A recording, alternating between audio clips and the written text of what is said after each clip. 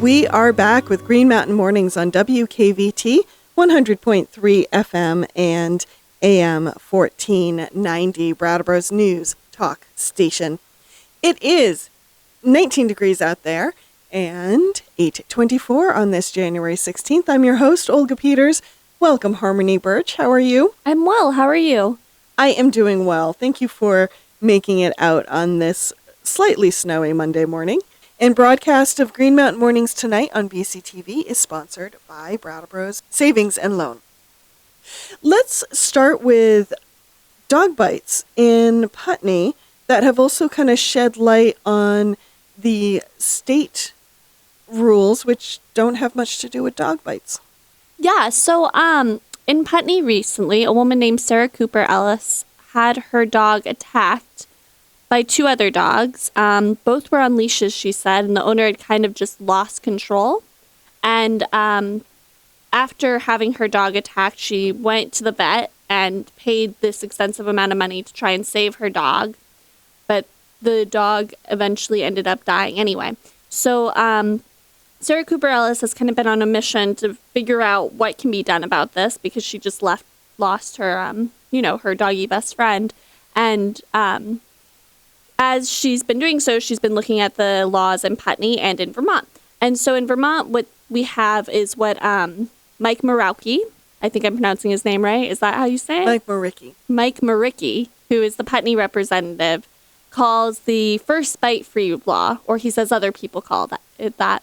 And what that means essentially is that a dog in Vermont who bites somebody may not be put down right away. And really the only laws that we have in Vermont seem to be, according to Maricki and Ian Tuttle, who is the sheriff department head, and the Putney town manager, Chip Stearns.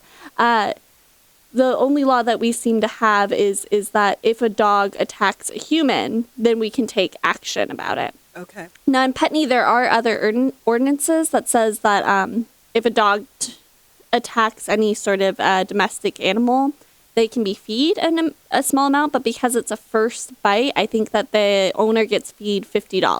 Mm-hmm. And currently the dogs in question are put on house arrest, and they're not allowed outside without leashes. But Sarah Cooper Ellis isn't really satisfied with that because she says the dogs were on leashes when they attacked her dog, Posey. Okay. So that's the big thing. Wow. Well, I remember when Brattleboro was updating its dog bite ordinance, and it was an involved process. It really is. And it's hard for places like Putney and most places I can see in Windham County because not a lot of people have animal control officers. So it's left up to the sheriff's department to do that. And I mean, the sheriff's department is busy covering other things. Mm-hmm.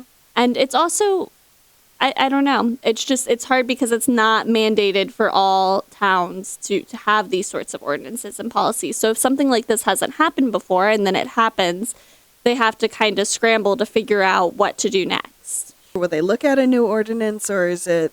So they were supposed to have a meeting on last Wednesday, and to talk about, it was the select board meeting, and they were going to talk about Sarah Cooper Ellis's problem. But then all of the select board got sick.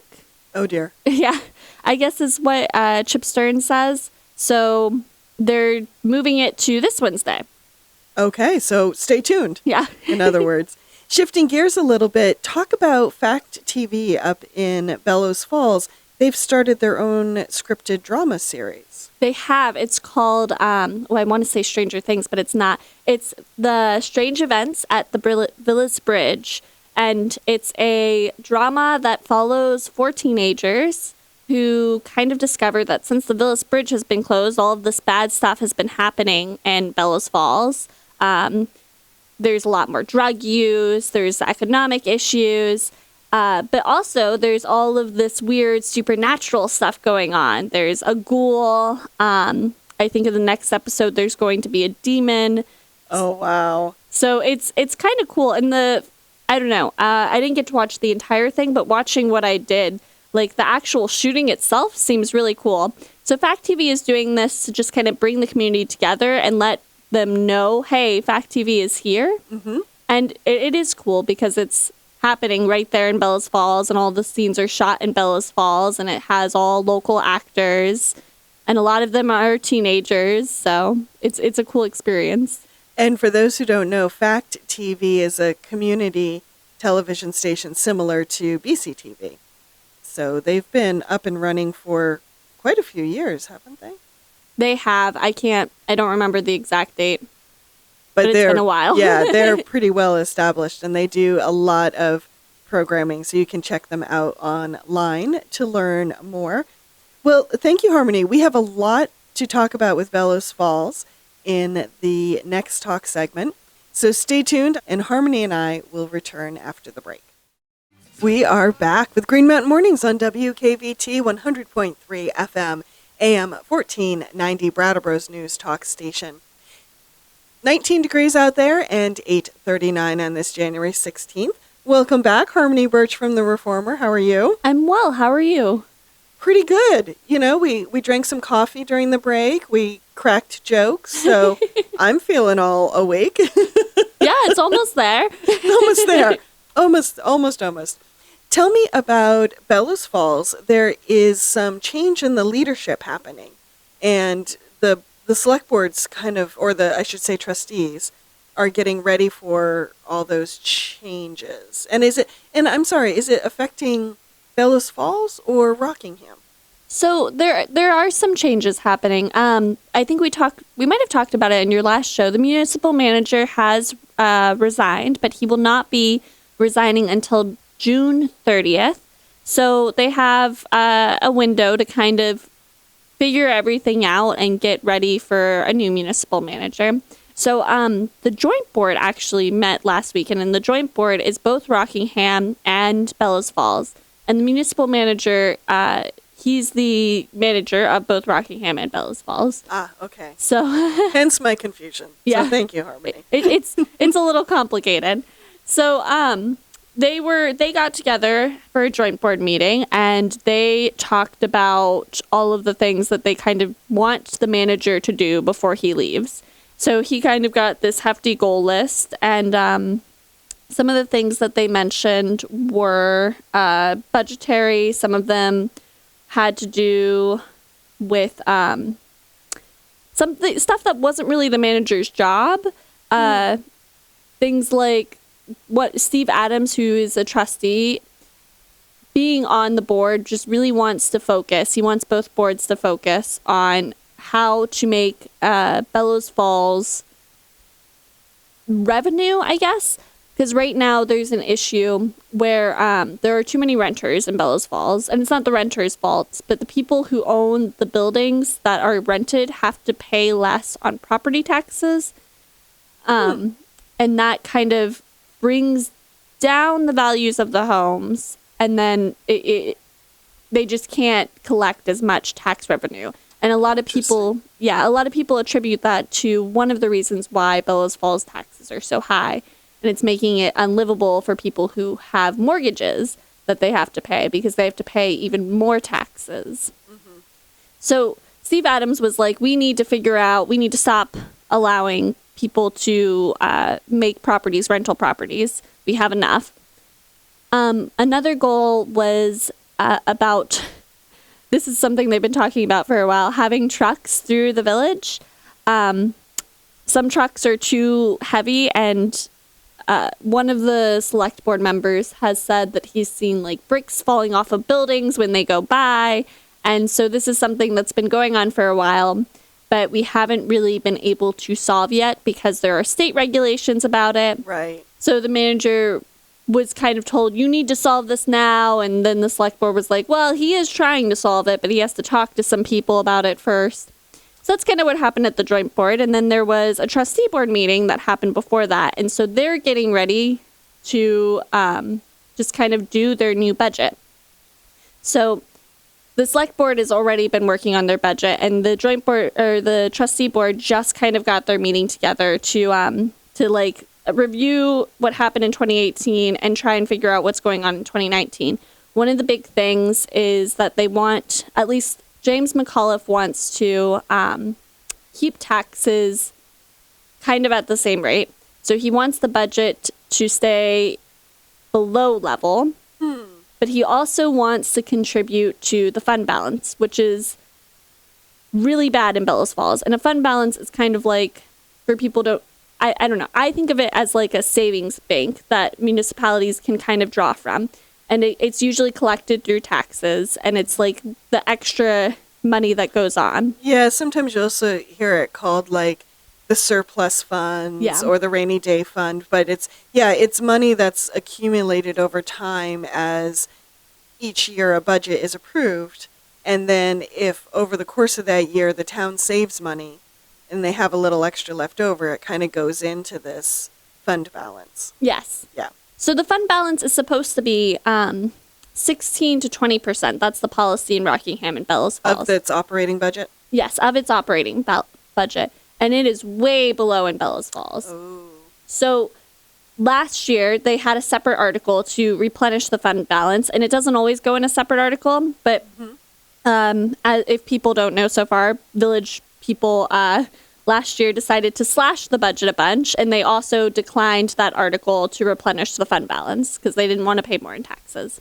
So now the fund balance is really suffering, and they're about to get audited, and the village is kind of stressing what to do and how to regain those funds. Now, there has been talk about adding personnel to view the city and kind of figure out who's violating parking violations, because that's a huge problem in Bellows Falls because there's all of those businesses. But some trustee members are concerned that if they add that personnel position, it will raise taxes even further. Okay. And then some trustees are like, well, taxes are going to raise every year, no matter what, because of inflation. And we kind of just need to get over this and figure out how to add revenue streams. So there's a bunch of that going on. And what also happened that's really interesting at the trustee meeting was a report about what happened with the fire department this year. Ah, okay. So a while ago, well, I don't know. Here, let's, to recap what happened with the fire department this year. After the budget was cut, all 4 full-time firefighters in Bellows Falls were laid off. And a new fire department model was established, which just got implemented in December. And it has 1 full-time fire chief and then just on-call firefighters. So they've responded to, I think, 6 fires so far and a number of other calls. Oh, wow. Yeah. And the chief, Sean McGinnis, wrote up a report or a little, like, 1-page thing about what's been going on. And he says there's more interest from some people to become on-call firefighters. So that's looking okay. But at a meeting maybe about a month ago, like right around the time that the new fire department model started, the trustees decided to ask the manager to look into what it would look like if the if Bellows Falls just stopped having a fire department altogether. Altogether, no on-call, no full-time, nothing. Yes. Oh, that's an interesting. Yes, even though they have a new fire department that's just been implemented. And even though they have a firehouse. Yeah. So they have infrastructure. Okay. So the manager went and built this huge report to see what would happen. He said some of the things that could happen was that Rockingham and Bellows Falls could consolidate. Rockingham could use the Bellows Falls firehouse as like a satellite campus. But the issue there is that Rockingham's fire department isn't a part of Rockingham, the town, necessarily. It's like a part of it, but it's not, it's an independent corporation. Right. So it cannot be compelled to cover fire services, but they might be willing. There are some issues that the fire department from Rockingham brought up. If that were to happen, they can't, they have trouble doing a lot of the things that the Bellows Falls firefighters do. And the Bellows Falls firefighters have trouble like putting out forest fires and things like that, because that's what Rockingham covers, because it's not as dense, because Bellows Falls is the downtown. But Rockingham doesn't really respond to as many service calls and things like that. Okay. And Bellows Falls is a denser area and, it's more coverage. They might not have the staff. So one of the things the manager said could happen is that the Bellows Falls firefighters who are on call now could, work for Rockingham. Money is also a thing. Bellows Falls does still have the fire department fund. So they could give that to Rockingham to cover. Mm-hmm. And there's nothing in the village charter that compels them to have a fire department. So that's another thing. Ah, okay. So while the manager, I don't know, it's one of the big questions I have that I'm not really sure I'm going to be able to get answered anytime soon is why Bellows Falls and Rockingham, or why Bellows Falls would even look into dissolving the fire department. It is a good question, given the density of their buildings and their infrastructure. Yes, and it's not a fund issue. Like, they have the funds allocated and they have a fire department, and it seems to be going well so far, their new fire department. So what I think is going on probably is that there is still the unfair labor practice that's happening, which happened when the 4 firefighters were resigned. They filed, or their union filed, an unfair labor practice against the village of Bellows Falls. Right. And that has now, that is still going on. And it takes a while for the unfair labor board to look at it. Mm-hmm. And they have looked at it and they were like, okay, yes, this needs to be going on in a hearing. Most of these cases tend to get resolved before the unfair labor board even makes a decision. Mm-hmm. And the unfair labor board, I'm calling it that, but it's the Vermont Relations Labor Board or something like that. Yes, it actually has a really long title. Yeah. So the unfair labor board, that works. We'll go with it. They have the right to look at a situation, a case, and be like, oh, this doesn't constitute an unfair labor practice. So they looked at this and they were like, no, this constitutes something that's worth a hearing at least. So in February, they're going to have a hearing about it. But what I think is happening is that the village is preparing if the hearing doesn't go in their favor. Ah. It's a lot. I find what you have just said so interesting. I need a second to ponder it because, in a way, I guess I can see their point. If the lawsuit doesn't go in the favor of the town, they may need to make other choices. However, in the structural sense, mm-hmm. the fire department they had when the suit was filed is not the same fire department that they have now. No. So I'm just kind of wondering why, if you have a model that's working, why would you worry about what happened with the old one, regardless of the lawsuit? Do you see what I'm saying? Yeah, and I don't know if this is for certain, if this is what's happening, mm-hmm. but I'm wondering maybe they'll be compelled to have extra. Well, I don't know, because they're planning on still having the same amount of fund mm-hmm. balance, but maybe they'll be compelled to have more rehire them or something. I don't know.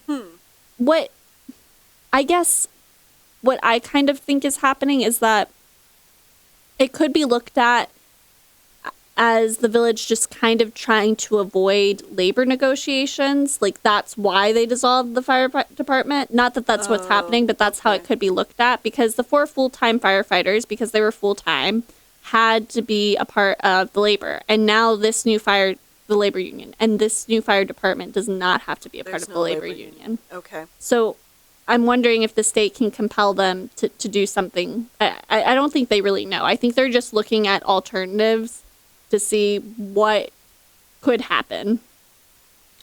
Always better to be prepared. Well, Harmony, wonderful talking to you today. Thank you so much for all the local news and the insight. And I look forward to talking to you in 2 weeks. All right. Thank you.